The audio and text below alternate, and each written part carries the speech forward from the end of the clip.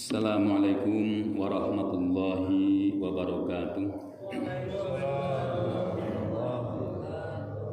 Alhamdulillah nahmaduhu wa nasta'inuhu wa nastaghfiruh wa na'udzu billahi min shururi anfusina wa min sayyiati a'malina. May yahdihillahu fala mudilla lahu wa may yudlil fala hadiyalah. Asyhadu an la ilaha illallah wahdahu la syarikalah wa asyhadu anna Muhammadan abduhu wa rasuluh la nabiyya ba'da. Allahumma salli wa sallim ala sayyidina wa maulana Muhammad wa ala alihi wa ashabihi wa man tabi'ahum bi ihsanin ila yaumil qiyamah. Qala Allah ta'ala fi kitabihil karim, a'udzu billahi minasy syaithanir rajim. Bismillahirrahmanirrahim. Wal 'ashri innal insana lafi khusrin illa alladhina amanu wa 'amilus shalihati wa tawashaw bil haqqi wa tawashaw bis sabr. Yang saya hormati Bapak Amri selaku Ketua DKM dan jajarannya, yang saya hormati Bapak Khotib selaku Imam Tetap dan sebagai tokoh masyarakat. Mudah-mudahan Allah selalu memberikan keberkahan dalam kehidupan mereka. Amin. Tidak lupa hadirin jamaah Masjid At-Taubah, bapak-bapak yang ada di masjid dan bapak ibu yang ada di rumah, yang senantiasa menyimak bacaan ayat-ayat suci Al-Quran di setiap pagi Ahad. Mari kita panjatkan puji syukur kehadirat Allah Subhanahu wa Ta'ala yang telah melimpahkan berbagai macam bentuk kenikmatan, baik nikmat zahir maupun nikmat batin, terutama nikmat iman dan Islam. Salawat dan salam kami haturkan kepada junjungan Nabi Agung, Nabi besar Muhammad sallallahu alaihi wasallam yang telah membina umatnya dengan penuh rasa kasih sayang dan contoh-contoh yang patut kita ambil dalam kehidupan sehari-hari, baik itu kehidupan pribadi, keluarga, kelompok, dan bahkan berbangsa dan bernegara. Mari kita teruskan kaji kita, yaitu masih surah Ar-Rum ayat ke 51 ya Pak ya. 51. A'udzu billahi minasy syaithanir rajim. A'udzu billahi minasy syaithanir rajim. Bismillahirrahmanirrahim.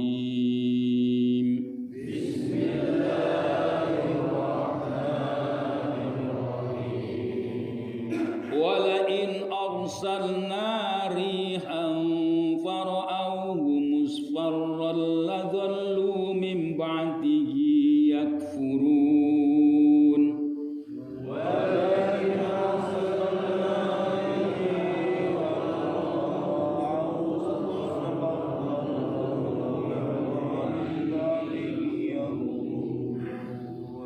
fa innaka la tusmi'ul mauta wa la summa du'a idza wallaw mudbirin.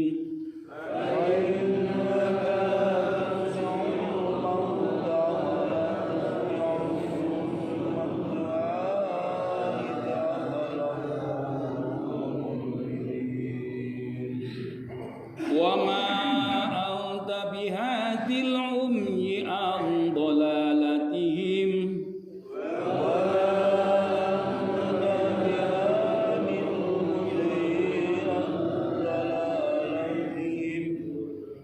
Tusmi'u illa man yu'minu bi ayatina fahum muslimun.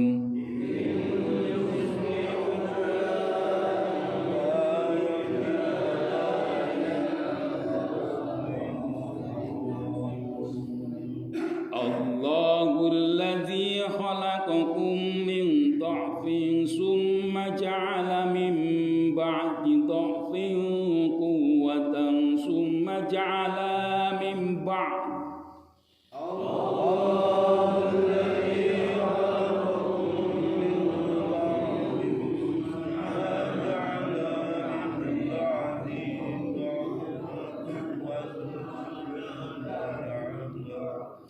ثم جعل من بعد قوة ضعفا وشيبة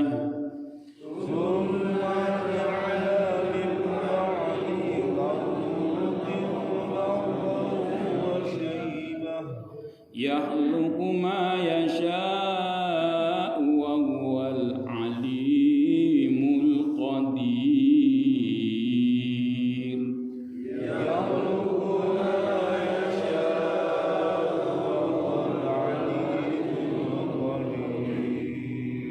Sadaqallahul azim.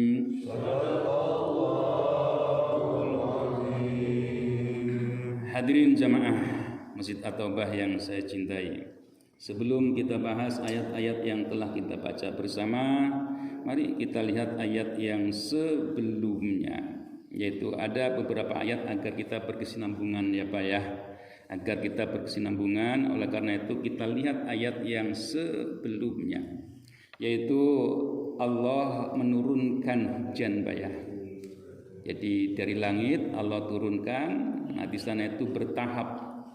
Jadi kalau di dalam dunia ilmiah itu yang bisa dikaji ya Pak ya. Jadi kalau kita perhatikan ternyata Allah itu membuat alam itu indahnya luar biasa. Jadi Allah mengeluarkan hujan itu, di sana ada sirkulasi, ada perputaran dari matahari berfungsi, lautan berfungsi, gunung-gunung berfungsi untuk kehidupan manusia. Jadi matahari yang menyinari air itu ternyata ketika disinari itu kan bisa nguap ya Pak ya. Nguap itu dibawa ke atas. Ya, dibawa ke atas terus menjadi mendung. Nah, terus jadi mendung bergulung-gulung. Nah, kejadian itu tidak langsung jatuh brek gitu, tidak. Jatuhnya itu ngucur sedikit-sedikit ya Pak ya. Tes. Padahal di sana tuh gempalan-gempalan Pak. Kalau orang naik pesawat itu kadang-kadang ada terjangan itu Pak, awan itu terasa Pak, jeruk. Nah itulah hebatnya Allah menciptakan hujan itu dengan tahapan-tahapan pada alam itu sendiri yang berputar. Makanya nanti ada ayat yang lain, zuharul fasadu fil barri wal bahri bima kasabat aydin nas. Jadi kerusakan yang ada di jagat raya, alam raya, ini semua adalah karena ulah manusia. Karena apa? Karena manusia disuruh oleh Allah untuk menjaganya. Ya makanya di sini orang yang mempunyai wewenang itu disuruh untuk hati-hati. Ketika mengambil kekayaan yang ada di jagat raya, ingat anak cucu buyut kita, nah itu diperhatikan. Menjaga alam yang ada. Kemarin hujan ya Pak ya, pada kebanjiran Pak. Bogor aja kebanjiran Pak. Ini tolong orang-orang yang membuat perumahan itu dilihat amdalnya lah. Kasihan orang-orang yang berada yang di bawah tidak diperhatikan. Nanti akan banjir terus itu. Tolong orang-orang yang lagi berwenang ketika membuat perumahan, orang yang terdekat itu diperhatikan. Ya kalau dibiarkan seperti itu artinya ngusir penduduk pribumi. Bukan apa-apa. Ya itulah zuharul fasadu fil barri wal bahri bima kasabat aydin nas. Ulah perbuatan manusia yang berkuasa. Kalau yang berkuasa tidak memperhatikan itu, ya artinya ngusir. Lu jangan di sini dah. Buat orang yang kaya aja. Kira-kira seperti itu. Nah ini jangan sampai ya. Diingatkanlah. Barangkali ada yang punya saudara, yang punya wewenang, ingatkan. Itu perhatikan itu orang yang sebelahnya. Bagaimana kalau hujan tidak hanya sekarang hidup nanti akan dihuni oleh anak cucunya. Ya jangan sampai terusir gitu ya, jangan sampai terusir, kasihan. Ya makanya jangan cari untung, aji mumpung itu jangan. Nah ini, ya itulah kalau saya kan, kalau orang-orang beragama itu Pak hanya menasehati Pak, hanya mengingatkan saja. Ini hari-hari ini nih anak-anak, masya Allah ya, Jumatan, lihat ramai gitu. Saya yang perhatikan Pak Amri ya ngerti karena kita dalam beragama itu, saya suka dikritisi sama orang-orang Pak. Enak kalau jadi orang agama mah ceramah, ya udah ceramah, nggak ada tanggung jawabnya. Ya memang begitu, nggak ada istilah evaluasi, nggak ada. Karena ada kaitannya itu ya udah, karena kesadaran. Menyampaikan dituntut kesadaran, menyampaikan dituntut kesadaran. Orang lagi khutbah, walaupun ada orang rame, ini udah bener, orang yang dewasanya udah bener, udah tahu, suruh diem. Walaupun rame di sana, kita suruh diem, karena dituntut kesadaran. Cuma nanti ada caranya gitu ya, ada caranya bagaimana gitu, bagaimana agar tidak rame gitu. Ya saya perhatikan Pak Amri langsung ambil posisi sana sini. Oh iya, harus begitu. Jangan ketika orang khutbah, hush, rame nantinya. Jangan ya. Ya mungkin harus dikasih rambu-rambu kali ya Pak ya, pakai bahasa apa itu, mungkin mulut di plaster gitu ya, digambar gitu ya. Ketika khutbah gitu ya, di lataran gitu ya, itu dikasih gitu. Ya setidaknya memberikan peringatan. Jangan memberikan peringatan ketika orang lagi khutbah. Begitu juga ketika dalam beragama. Ya kita ini hanya kewajiban Pak. Bapak kewajiban menuntut ilmu, saya juga berkewajiban untuk menyampaikan. Sama-sama sering disampaikan, datang ke sini hanya mengharap ridho Allah. Sama-sama ingin mengharap ridho Allah. Tidak ada yang lain, hanya itu saja. Nah ini, ya, jadi sebagai orang yang beriman itu menyampaikan, boleh benci, jangan benci orangnya. Boleh marah, jangan marah terhadap orangnya, marah terhadap perilakunya. Kalau perilakunya sudah berubah, alhamdulillah. Kalau perilakunya belum berubah, benci boleh. Nah inilah, yang benci karena Allah dan benci karena nafsu itu berbeda. Kalau benci karena Allah, ketika melihat ada kemungkaran, ada ketidakbaikan, benci. Tapi tidak kepada orangnya. Inilah yang harus tanamkan kepada orang-orang Islam. Nah ini kan orang-orang kita itu gini ya Pak ya. Kalau sekarang itu kalau dilihat di medsos Pak, orang itu mendukung tidak mendukung, menganggap benar tidak benar, itu tidak objektif Pak. Melihatnya itu apa? Dari mana dia datangnya gitu, dari kelompok mana dia ngomong gitu. Nanti dia akan mendukung. Kalau dia dari kelompoknya, walaupun itu salah, kadang-kadang udah like, seneng gitu. Seperti itu. Nah inilah keadaan yang ada. Nanti walaupun itu benar dari kalangan lain, enggak, itu salah. Nah ini yang kacau. Yang kacau balau. Ya inilah yang harus kita ubah frame-nya, pemikirannya yang semakin jauh dari ajaran agama. Ya, kita teruskan. La in arsalna ri'an fara'ahu musfarran ladallu min ba'dihi yakfurun. Wala in arsalna, andaikan aku utus rihan, yaitu angin, udara. Fara'ahu musfarran, maka mereka melihatnya, musfarron itu kekuning-kuningan ya Pak ya. Musfarron itu kekuning-kuningan. Ladallu min ba'dihi yakfurun. Tapi tetap mereka itu sesudahnya ya dia berbuat ingkar. Jadi ini kan banyak ya orang-orang yang tidak mau dibilang kafir. Yang ini kan muncul karena pemilihan yang lalu ya Pak ya. Para alim ulama, ada orang alim ulama, nggak tahu lah alim ulama yang seperti apa, sehingga rela untuk mengubah makna kafir menjadi nonis gitu. Nih, ya udahlah, itu ayat Al-Quran. Makanya kalau kita perhatikan Pak, orang kafir itu kalau kita ikuti pernyataannya, dia tidak akan sekedar itu, dia akan menyesatkan kita. Ya, jadi kalau di dalam surah Al-Imran itu ada Ali Imran. Ya ayyuhalladzina amanu, hai orang-orang yang beriman, in tuti'u fariqan, apabila kalian itu mengikuti sebagian. Ya, sebagian apa? Di sana bisa dinyatakan yaitu orang yang diberikan kitab. Diberikan kitab, mereka tidak akan sekedar itu. Mereka itu akan memalingkan keimanan kita. Jadi kan banyak ya orang-orang yang selain Islam, ya terutama di ahlul kitab, itu tidak rela menyatakan kafir.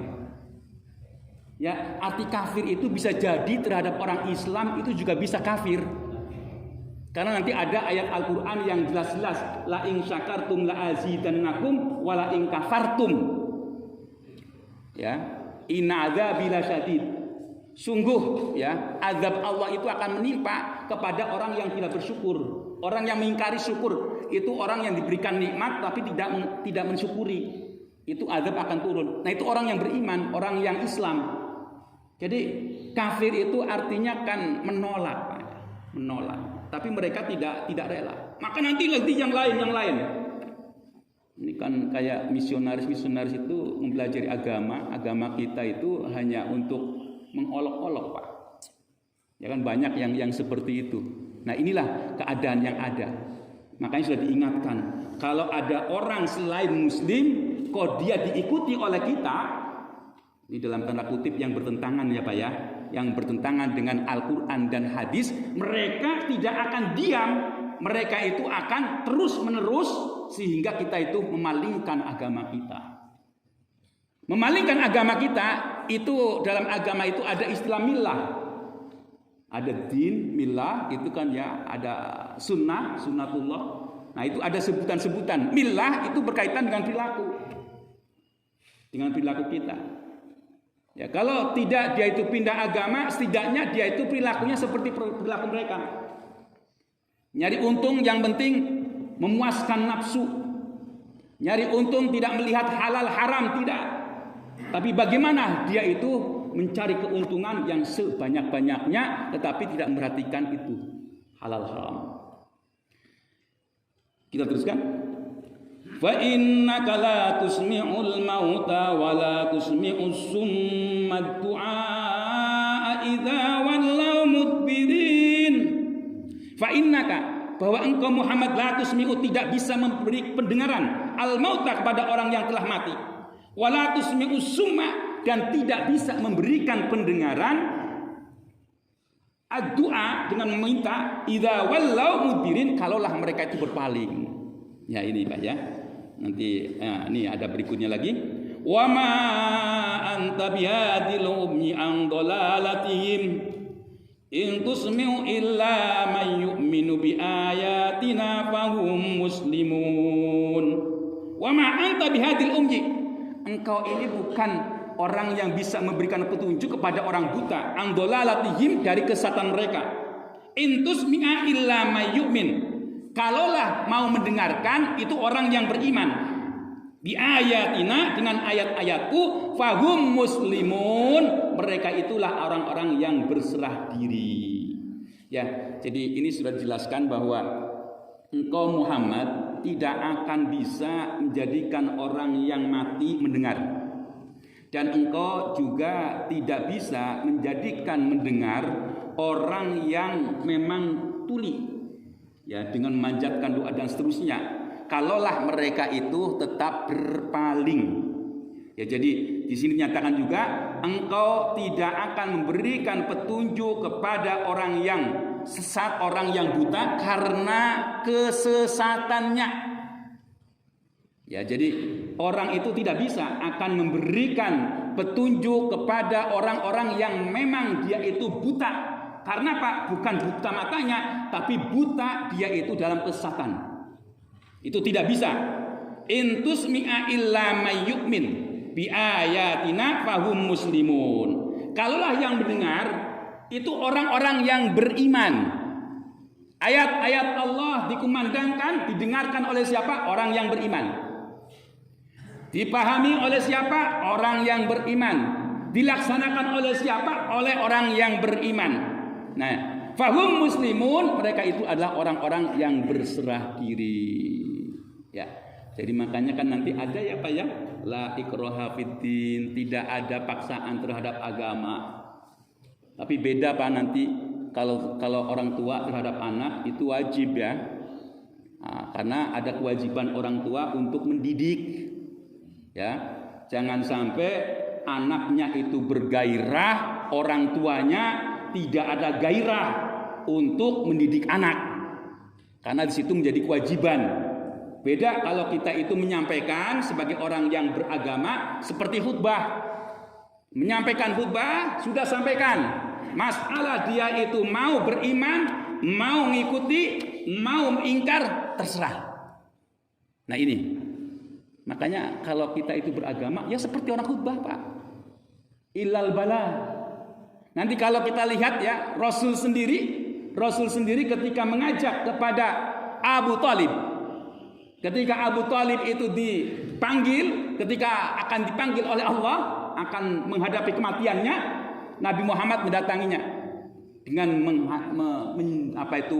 memberikan guide, memberikan petunjuk, menghantarkan agar dia itu mengucapkan 2 kalimat syahadat, tapi tidak mengucapkan 2 kalimat syahadat. Makanya turun ayat, innaka la tahdi man ahbabta, walakinallaha yahdi may yasha. Ini padahal Muhammad Rasulullah.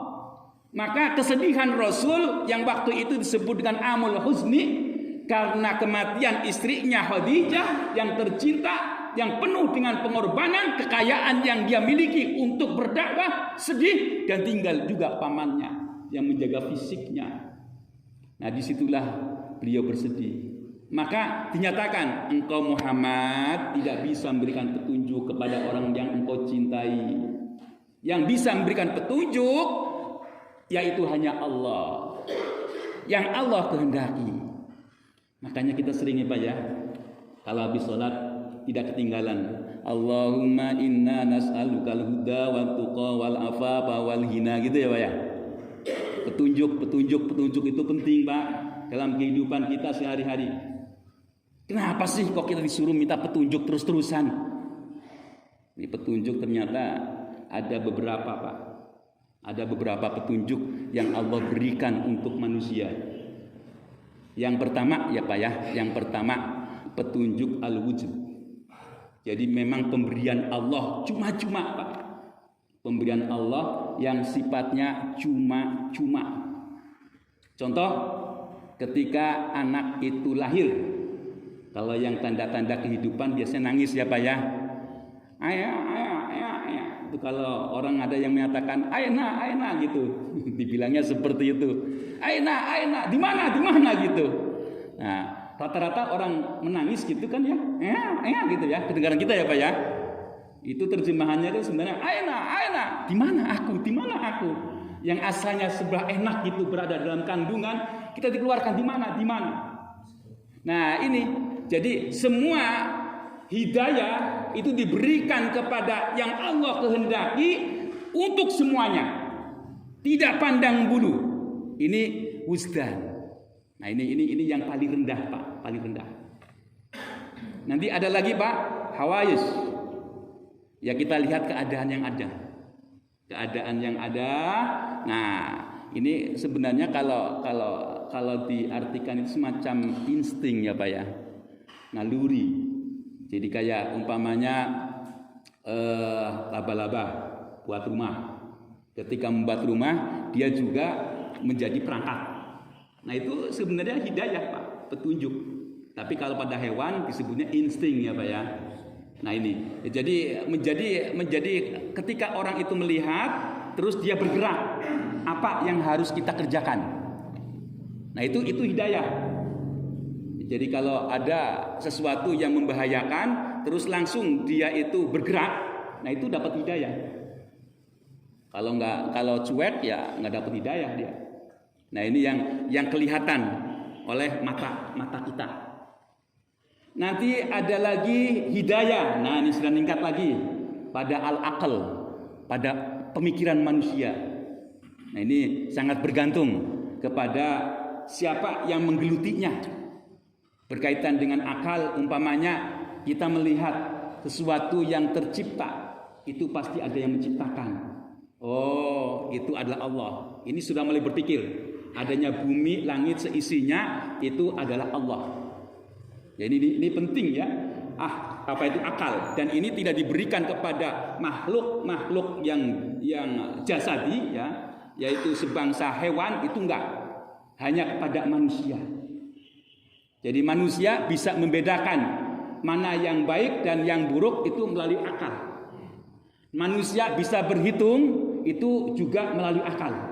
Umpamanya 2 tambah 2 pasti 4. Nanti orang yang berakal 4 itu tidak hanya 2 tambah 2 saja. 5 dikurangi 1 menjadi 4. 3 tambah 1 4. Nah, karena apa? Karena berpikir. Nah ini. Jadi inilah karena pemikirannya inilah maka dia akan peroleh hidayah. Ya, dia mencoba untuk berpikir, merenung. Nah, itulah dari pemikiran. Ada berapa tadi, Pak? Wujdan, hawais, terus akal ya, Pak ya. Yang berikutnya din. Nah, ini din termasuk adalah hidayah. Nah, kita beragama, Pak. Beragama itu patokannya apa? Al-Qur'an, hadis. Kita mau mengkaji Al-Quran, kita mau mengkaji hadis. Nah, itulah sesungguhnya agama, Pak. Agama itu di sini. Jadi kalau ada orang yang menyatakan, oh kalau belajar itu harus tahu sanadnya, siapa yang ngajar, benar, nggak salah. Karena kalau dia itu memberikan pembelajaran, itu tidak boleh ngarang, tidak boleh menurut dirinya sendiri. Benar dirinya sendiri itu nggak boleh. Jadi sanad itu artinya berkesinambungan dari Rasulullah kepada sahabat, kepada tabi'in, kepada yang berikutnya tabi'in, para alim ulama yang mereka berpedoman kepada Al-Quran dan hadis, mengikuti kepada pendapat-pendapat mereka terus sampai sekarang. Nah, itu yang namanya bersanad. Nanti ada sanad itu bisa melihat dari silsilahnya. Oh, ini yang dinyatakan oleh Rasul. Kalau ada kumandang azan, kita disuruh untuk datang ke masjid. Kuculuk ke masjid. Nah, itu sesuai dengan tuntunan Rasul. Kalau ada kumandang azan, kita lagi berkegiatan, hentikan. Nah, itu sesuai dengan tuntunan Rasul. Kalau lagi ada azan, dikenceng-kencengin radionya. Nah, ini namanya tidak bersanad, bertentangan dengan ajaran agama. Jadi matanya, isinya, di sana pesannya yaitu perintah untuk datang berjamaah. Kok dia malah mengencangkan radionya, itu namanya tidak bersanad. Nah, ini matanya, isinya. Karena kalau azan itu ada beberapa bentuk, Pak. Azan kalau di masjid itu manggil untuk berjamaah. Kalau azan di radio itu mengingatkan sudah waktunya sholat. Itu. Jadi enggak semuanya azan itu memanggil sholat, enggak. Kalau menurut saya, azan yang ada di masjid itu memanggil untuk berjamaah. Kalau adzan yang di media sosial itu untuk mengingatkan bahwa sekarang waktunya sholat. Seperti itu. Nah ini. Nanti ada lagi, Pak, yang paling tinggi yaitu muwafaqah. Makanya wabillahi taufik wal hidayah. Gitu kan, Pak ya? Kenapa? Taufik itu artinya muwafaqah. Muwafaqah itu artinya klop. Begini, Pak. Makanya kita meminta kepada Allah itu yang cocok, yang sesuai dengan Al-Quran dan hadis. Maka kita diharuskan untuk sinahu terus, belajar terus.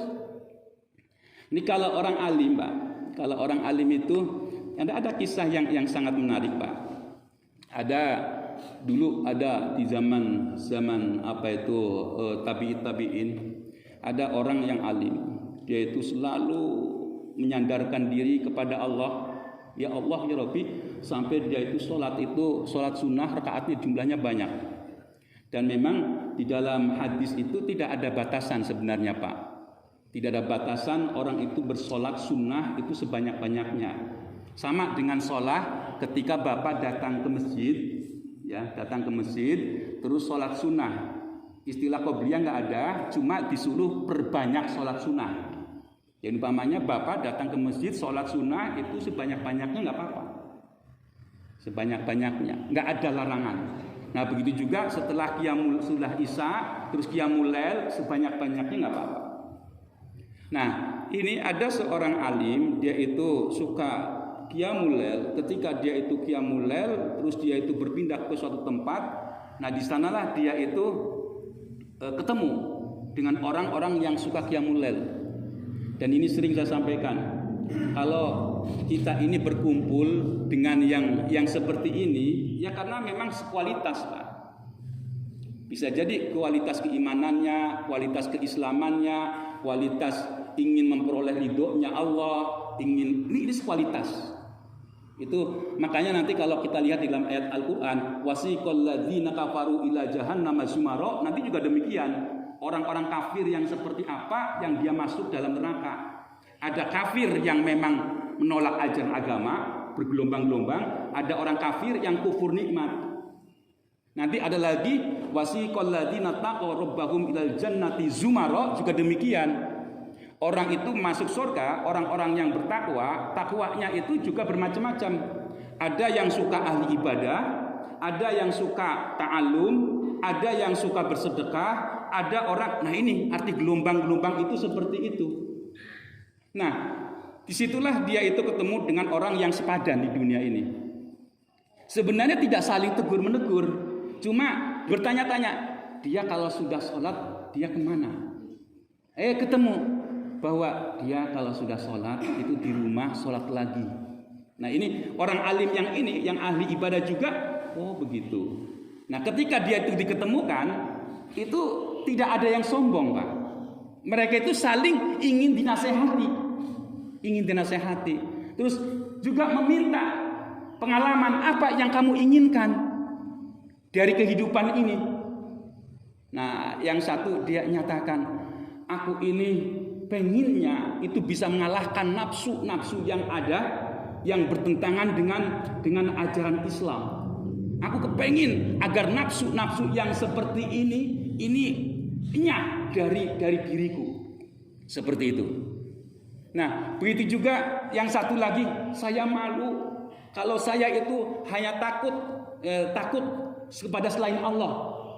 Saya malu kalau aku ini takut kepada selain Allah. Nah itu pembelajaran yang luar biasa. Dan suatu ketika dalam perjalanan dia itu diterkam salah satunya oleh harimau. Ketika diterkam, harimau tidak memakannya. Nah disitulah apa yang dia ucapkan nanti pada hari kiamat akan disaksikan oleh semua umat, oleh semua manusia.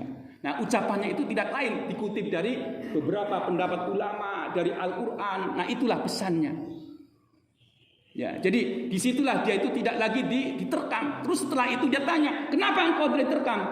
Saya hanya takut kepada Allah, tidak takut kepada makhluk-makhluk yang ciptaan Allah. Maka karena dia itu takut kepada Allah, maka si harimau pun tidak berani untuk menerkamnya. Nah inilah gambaran, Pak, bahwa nanti ya sekarang di hari akhir ini orang yang akan ditakuti itu orang yang bertakwa. Ya. Nah, kalau orang itu tidak bertakwa, yang hidupnya itu hanya ingin memperoleh kehidupan duniawi, itu hina. Itu hina. Ini saya kadang-kadang sering memperhatikan pendapat-pendapat ulama.